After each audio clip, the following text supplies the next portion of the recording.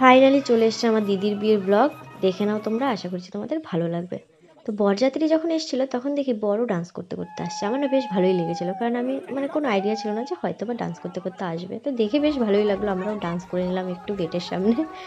দেন আমার দিদি হলো, বিয়ের রিচুয়ালসগুলো একে একে সমস্ত কিছু কমপ্লিট হলো। আর এখানে কম্পিটিশন হচ্ছিল মেয়ের বাড়ির জোর বেশি না ছেলের বাড়ির জোর বেশি, কে কত উপরে পিড়ি তুলতে পারে। তাতে বর বউ পড়ে যাক, ওদের কোনো যায় আসে না। যাই হোক, এখানে মালা বদল হচ্ছে।